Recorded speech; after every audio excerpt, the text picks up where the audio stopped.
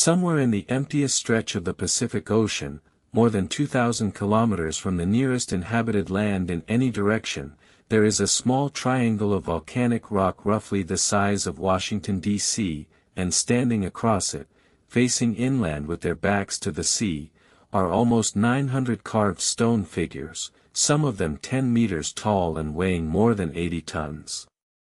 The people who live there call it Rapa Nui.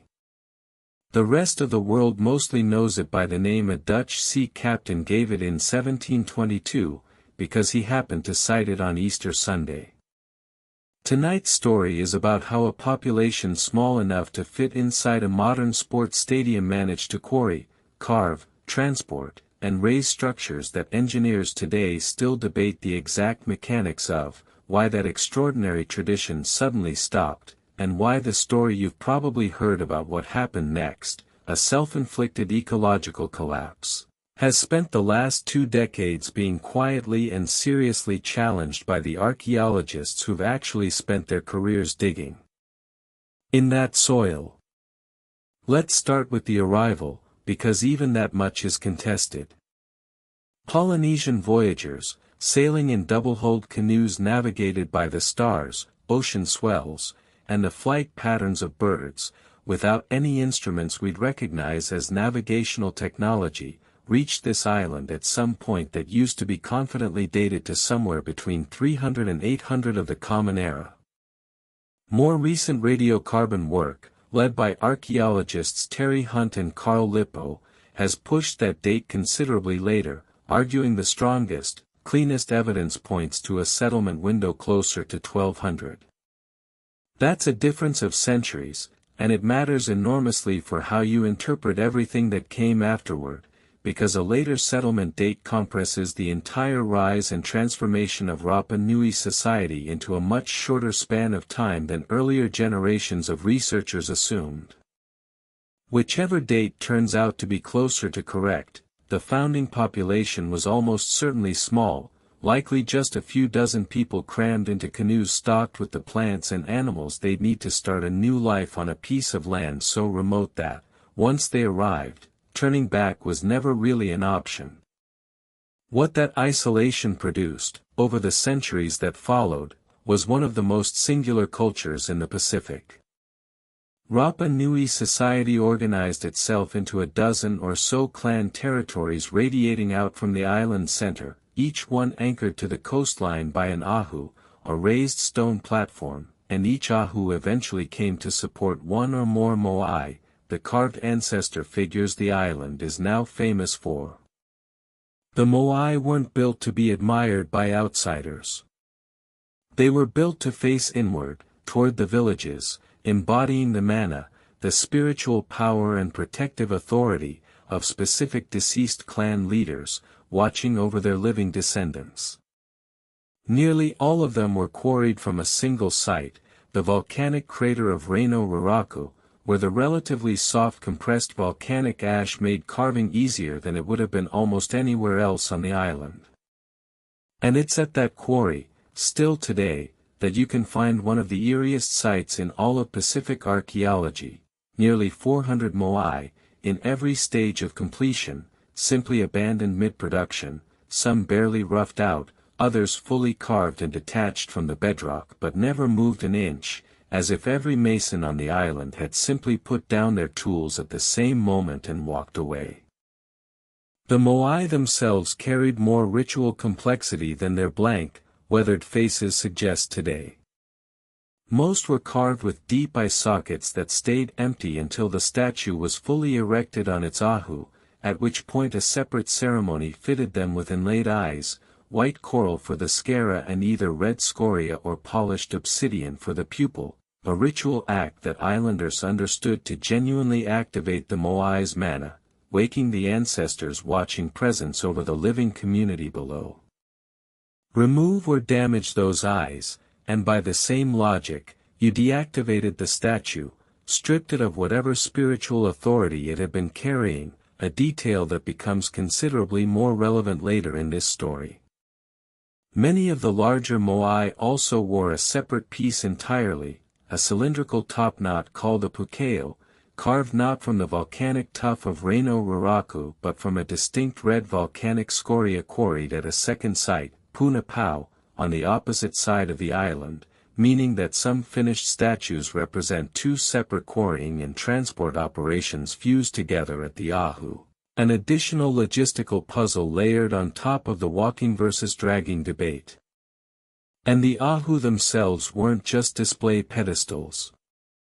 Excavations have repeatedly found human burials inside and around them, meaning these platforms function simultaneously as tombs, memorials, and stages for the ancestor figures standing above the remains of the very people they were carved to represent. How the finished moai actually got from that quarry to Ahu platforms scattered across the island, some of them many kilometers away, has been argued over for more than a century. For a long time, the working assumption was straightforward and grim: enormous logs laid down as rollers, enormous teams of laborers dragging each statue horizontally across the landscape, an operation requiring exactly the kind of large-scale coordinated labor and correspondingly large population that fit neatly into the collapse narrative that was about to become famous. But in 2012, Hunt and Lippo tried something different. Working with a full-scale concrete replica moai and a small team of people, no logs at all, they attached ropes to the statue's head and sides and discovered that, by rocking it rhythmically from side to side while pulling in alternating directions, they could make the moai appear to walk upright, one corner of its base pivoting forward at a time, covering real distance with a surprisingly modest crew. Rapa Nui oral tradition, it turns out, had always insisted the moai walk to their platforms rather than being dragged. For a long time, researchers treated that as poetic legend. The walking experiment suggested the oral tradition might have been describing, quite literally, exactly what happened. If tonight's slow drift across this isolated Pacific island, its walking stone giants and its quietly unraveling mysteries, is the kind of thing that helps loosen your mind before sleep, this is a good moment to hit subscribe, because the story is about to take a turn from engineering into something considerably darker, and then, after that, into something more contested than almost anything else this show has covered. Whatever else was happening on the island in the centuries before sustained European contact, the moai themselves carry direct physical evidence that something serious eventually went wrong, because by the time European and later expeditions arrived in real numbers, almost none of the statues were still standing.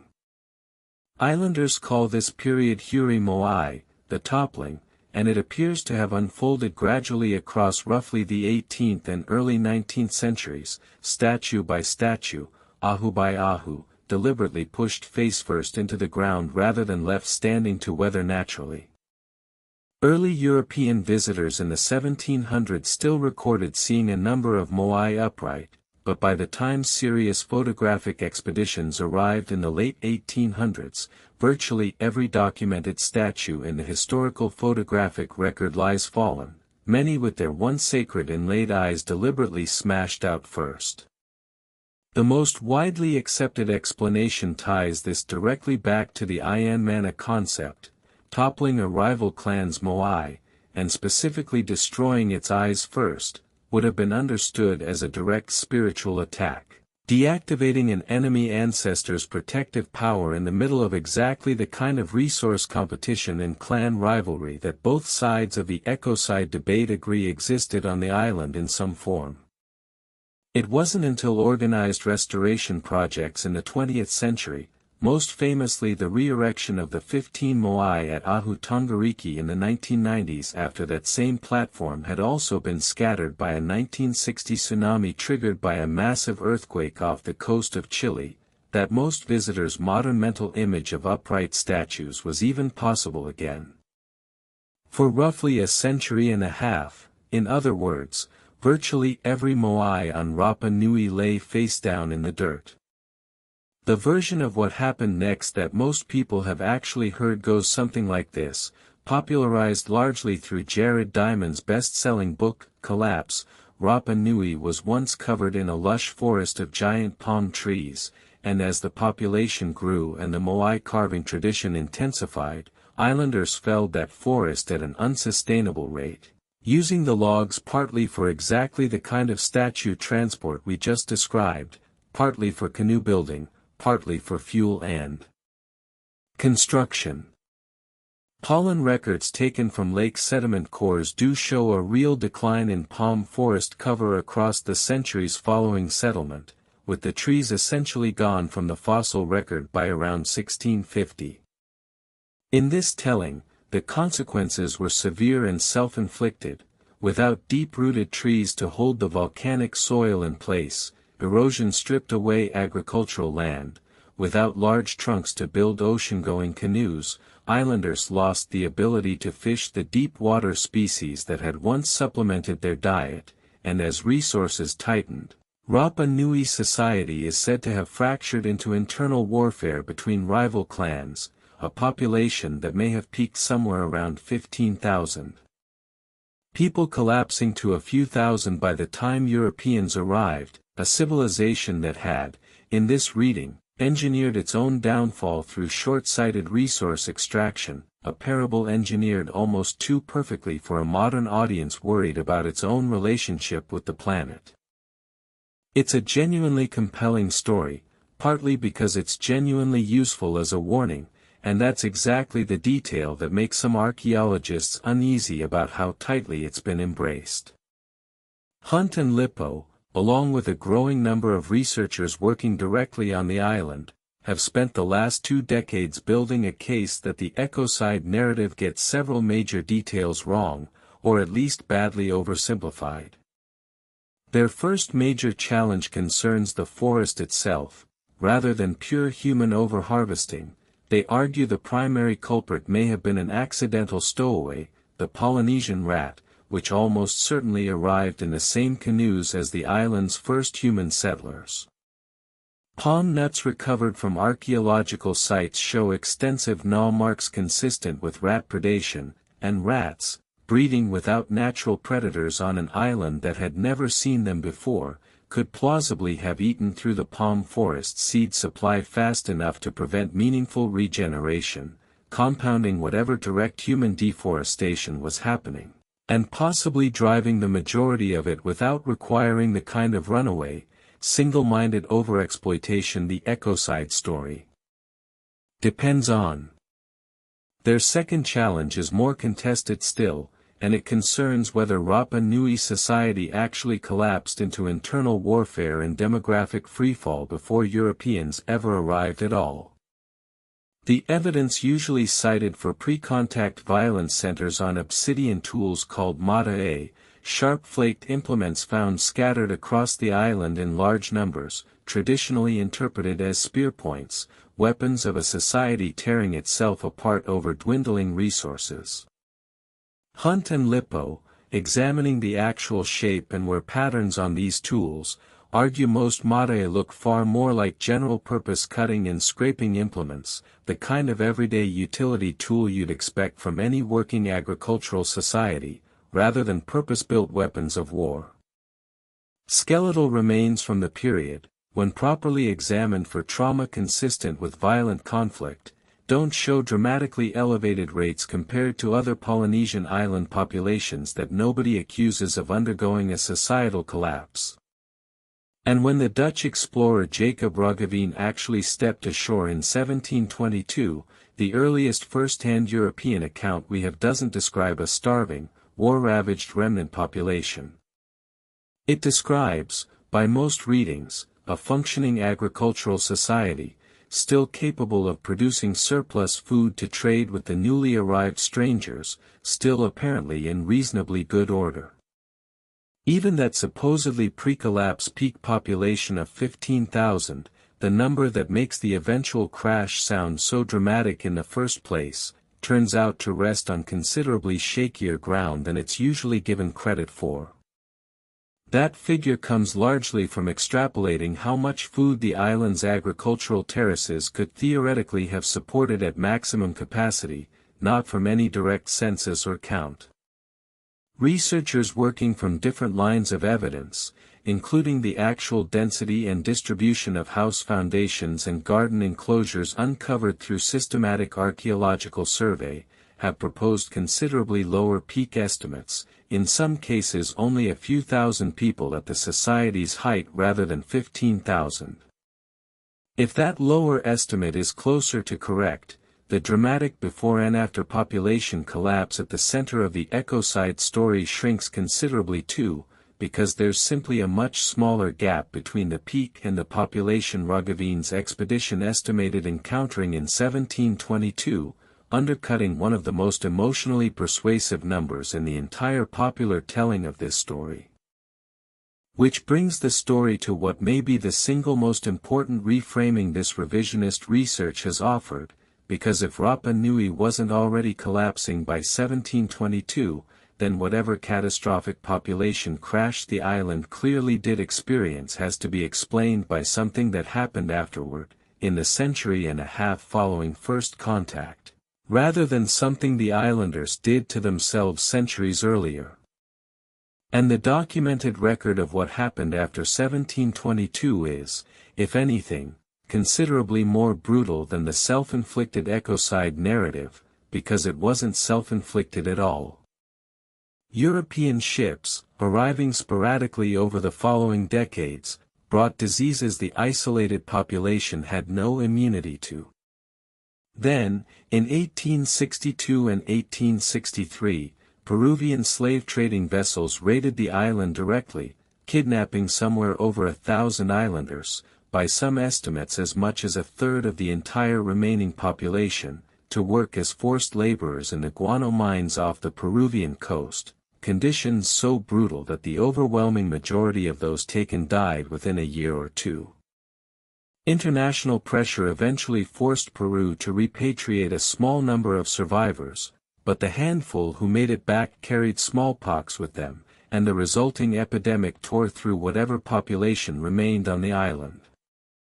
By 1877, credible estimates put the entire surviving population of Rapa Nui at around 110 people. Whatever the island's population had been at its height, whatever combination of rats, deforestation, and internal strain had already begun reshaping the society before Europeans arrived, none of that comes close to explaining a collapse that severe. That collapse has a far more specific, far more documented, and far more external cause. There's a religious transformation buried inside this story too, one that predates the slave raids and offers its own clue about how Rapa Nui society was actually adapting rather than simply disintegrating. At some point, historians generally place it sometime in the 1600s, the era of moai carving and erection came to an end, and a new ceremonial system rose in its place, centered on a ritual competition called the Birdman contest, or Tangata Manu. Each year, representatives from the island's clans, or their chosen athletes, would climb down a genuinely treacherous cliff face at the ceremonial village of Orongo, swim through shark-infested water to a small offshore islet called Motu Nui, and wait, sometimes for weeks, for the seasonal arrival of migratory sooty terns and the first egg of the season. Whoever retrieved that first egg and successfully swam and climbed back with it intact earned his sponsoring clan leader the sacred status of Birdman for the following year, a position carrying real religious and political authority. Hundreds of petroglyphs at Orongo still depict Birdman figures today, half human, half frigatebird. Rather than reading this shift as evidence of a civilization in terminal decline, some archaeologists see it as something closer to the opposite, a resourceful adaptation, a society reorganizing its power structures around a more meritocratic, competition-based system as its relationship to land, ancestry, and resources genuinely changed, without necessarily collapsing in the process. The Birdman ritual itself didn't end through some internal failure either.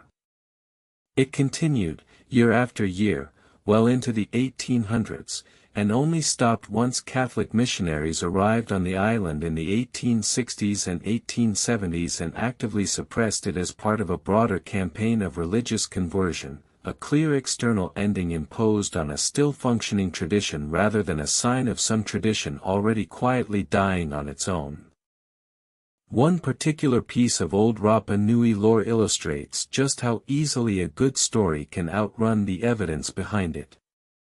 For generations, both islanders' oral tradition and early European visitors described a devastating civil war fought between two rival island populations known as the Long Ears and the Short Ears, supposedly named for a physical practice of ear elongation, a conflict said to have culminated in the near-total slaughter of the Long Ears at a defensive trench dug across the Poik Peninsula on the island's eastern tip, with only a single survivor left to tell the tale. For decades this was treated as a real historical event, sometimes folded directly into the ecocide narrative as evidence of the internal warfare that supposedly tore the island apart. Modern geological surveys of the so-called Poik Ditch, however, have found it to be a natural feature, formed by ordinary erosion processes rather than deliberately excavated as a defensive trench at all, and archaeologists now generally treat the entire Long Ears versus Short Ears war as legend rather than documented history, likely describing something real about social distinctions on the island in a much more symbolic or exaggerated form than a literal genocidal battle. It's a useful reminder for the rest of this story too, that the line between what actually happened on Rapa Nui and what later generations, islanders and outsiders alike, needed the island's history to mean, has never been entirely stable. None of this is to say Rapa Nui's environmental story is some kind of myth invented out of nothing. The forest really did disappear. The island's ecology really was transformed, probably by some real combination of human land clearance, agricultural practice, and that opportunistic rat population, into something considerably more barren than what the first canoes would have found on arrival. What's being challenged isn't whether environmental change happened. It's whether that change caused a dramatic, self-destructive societal collapse timed conveniently just before European contact, a narrative that turns out to flatten a much messier, more ambiguous archaeological record into a tidier story than the evidence fully supports.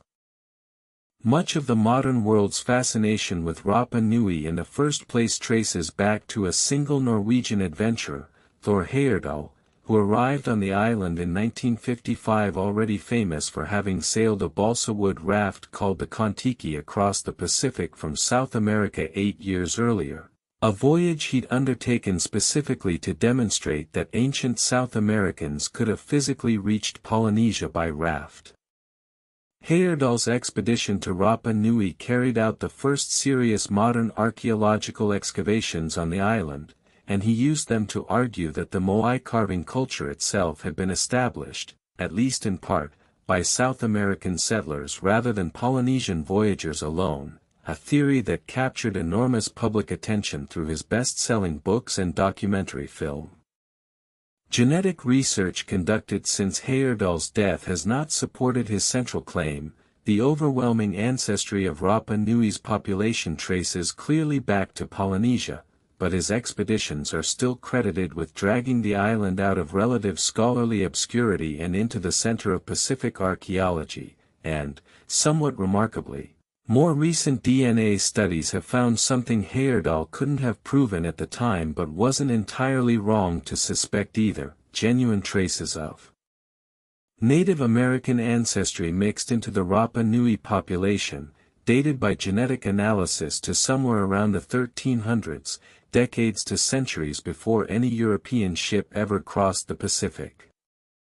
That timing lines up intriguingly with a separate, long-standing botanical puzzle, because the sweet potato, a crop domesticated in South America and nowhere else, was already being cultivated across Polynesia, Rapa Nui included, well before Europeans arrived to supposedly introduce it. Between the genetics and the sweet potato, something that looks very much like real, direct contact between Polynesian voyagers and South America appears to have happened, completely independent of any European involvement, centuries before Columbus. A genuine mystery of ancient long-distance seafaring that has nothing to do with collapse or ecocide at all and everything to do with just how far these navigators were willing to travel. The moai themselves have kept offering new surprises well into the 21st century, which is its own reminder of how incomplete our picture still is. Most people's mental image of Easter Island, shaped by decades of photographs, is of enormous stone heads poking up out of the grass, and for a long time that image wasn't inaccurate so much as incomplete, because centuries of soil erosion and sediment buildup around the Reno-Raraku quarry slopes had gradually buried the statues' bodies up to their shoulders. Excavations carried out by the Easter Island Statue Project between 2010 and 2012 dug down around several of these partially buried figures and revealed full torsos beneath the soil, some carved with intricate petroglyphs, crescent shapes and other symbols, that nobody studying only the visible heads had ever documented. It's a small, almost embarrassing reminder that some of the most photographed archaeological monuments on Earth were, quite literally, still hiding most of themselves in plain sight until relatively recently. And then there's Rongorongo, which might be the island's deepest unsolved mystery of all, deeper even than the moai themselves. Rongorongo is a script, rows of tiny carved glyphs running in alternating directions across wooden tablets, and to this day, nobody has definitively deciphered it. We don't know with certainty what language it records, whether it's a full writing system capable of representing spoken language the way our own alphabet does, or something closer to a mnemonic device, a set of prompts meant to help a trained reciter remember chants and genealogies they'd already memorized by other means.